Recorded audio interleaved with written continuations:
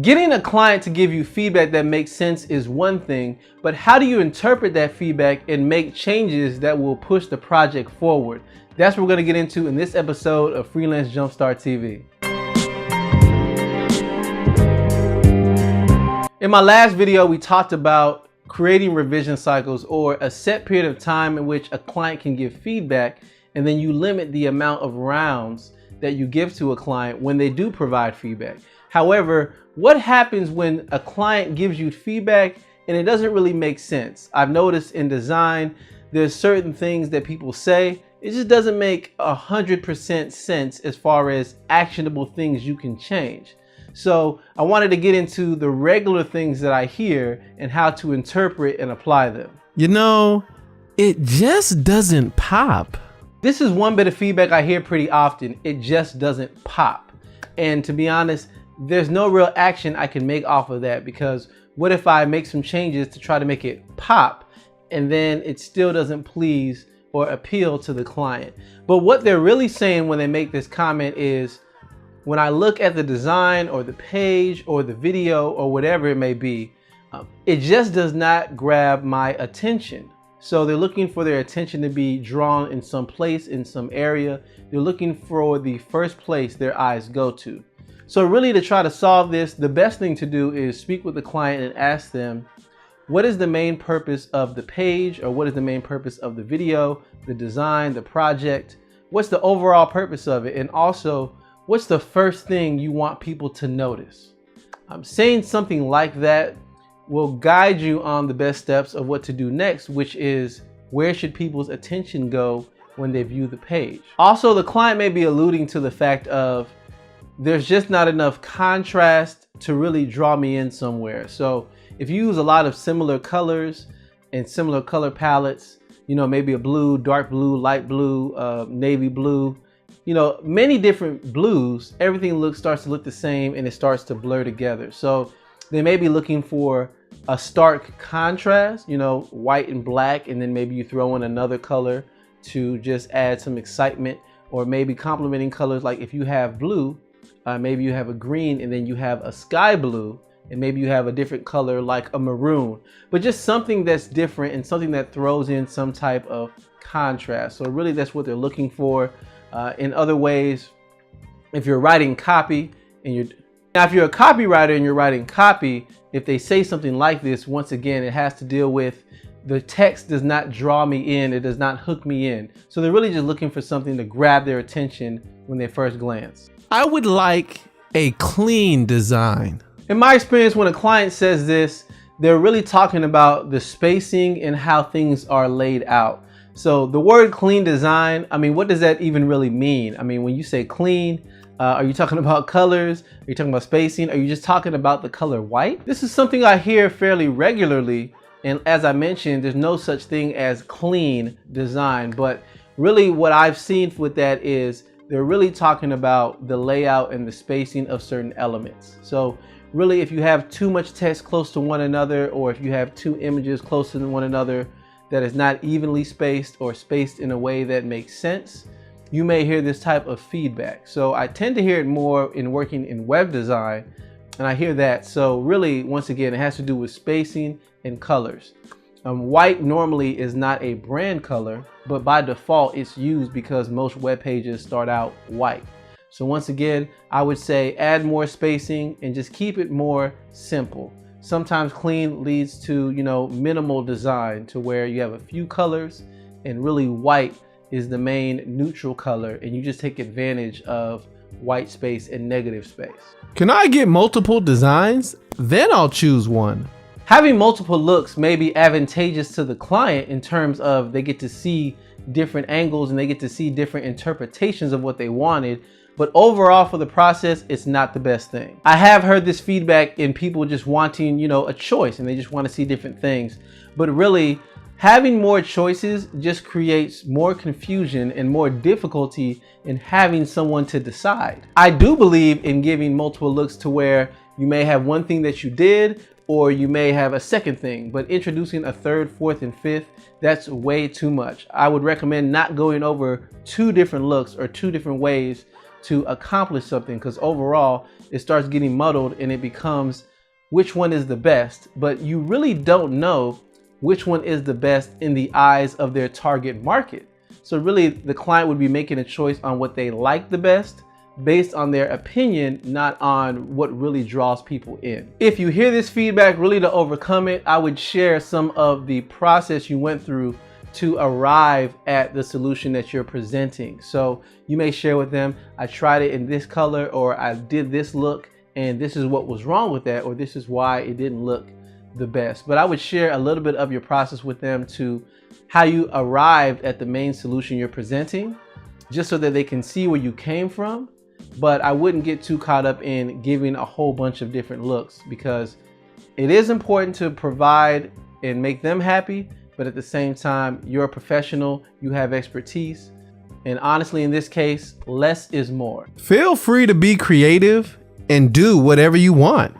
I tend to hear this when a client doesn't know exactly what they want, and it's right before the design phase of the project. You know, they just want you to be creative. And on one degree, that's cool, because they like your work, they like your style, and they just want you to continue to do your thing and to do your style. But the caution of that is, what if you do your style and they don't like it and they want you to do it over or do it again? That's where you get caught up in the people that say things like, I don't know exactly what I want, but when I see it, I'll know. The drawback of that is, when will they know? After the first time, the second time, the third time, fourth, fifth? Again, that's why I mentioned my video about revision cycles, because if you limit the amount of times you're going to go back and change something, then they will focus more, that being the client, they will focus more and say, okay, I only have 2 rounds, so I have to start making decisions on what I like and what I don't like. So really, with the whole feel free to just be creative, it's nice to have creative freedom, but you don't want to continually do the same thing over and over, and you never really know if you're truly addressing the client's needs. The target audience for this project is everyone, every single person out there. Again, this is something that I tend to hear right before designing, and I always want to ask the question of, who am I designing for? Who am I implementing this towards? Or who's really going to be working with the final project? You know, is it children? You know, it may be a little more fun and playful. Is it gamers that are going to be looking at this? So then it needs to look very clean aesthetically, but also very established and very strong.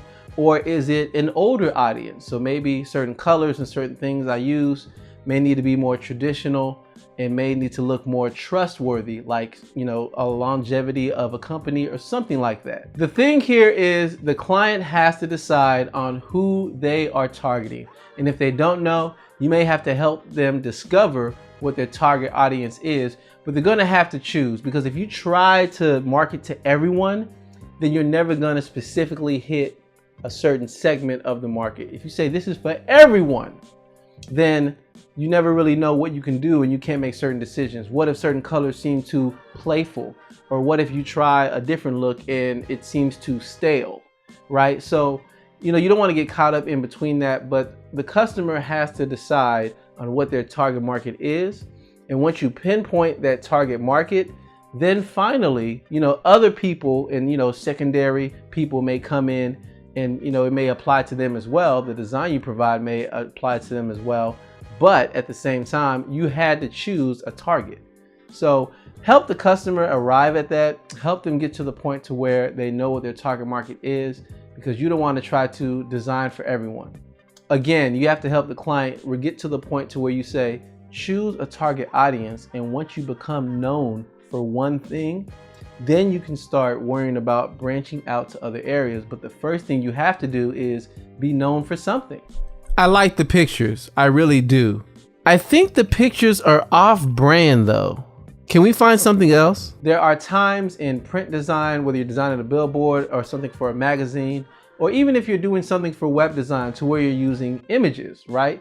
And you need to use those images to further communicate the brand and further communicate the message of the advertising piece. The best photography really to try to create something that would be on brand is to take custom photos for that specific thing. That's the best overall way to really try to get on brand photos. A lot of times you'll work with the client and they may not have that at their disposal. So it is important for you as a designer to know some photographers that you can possibly work with and add that as a bonus service. But if you can't do that, then you're subject to stock photography. It's very difficult to pinpoint using stock photography because they took it with a general use in mind, not a specific use. So you really just have to do the best that you can. And once again, ask the person, show me pictures that are on brand. And really once you look at the style and observe certain things about the style, whether it be the color, whether it be the overall tone, whether it's the underlying message of the picture itself, like maybe people laughing or having fun, a certain brightness to a photo, then it can help you narrow down, okay, these are the type of photos that I believe are best. And really, if you're struggling going on and on with this, just ask the client to provide their own photos and just make sure they're of a certain quality, because you don't want to get hung up on this for too long and you pick and search through photos that they don't like. So really, if they provide it, that would be best. If not, custom photos. If you can't do that, then you have to just find photos that are similar to the client's taste, but you have to ask them, to refine their description on what they view as on-brand photos. Everything looks great, but can you move more information above the fold? I hear this a lot with web design, and what they're really trying to communicate is when people go to the homepage, I want them to see the most important information up front. Now, in recent times, this is a little more difficult to accomplish because there are so many different devices people are using.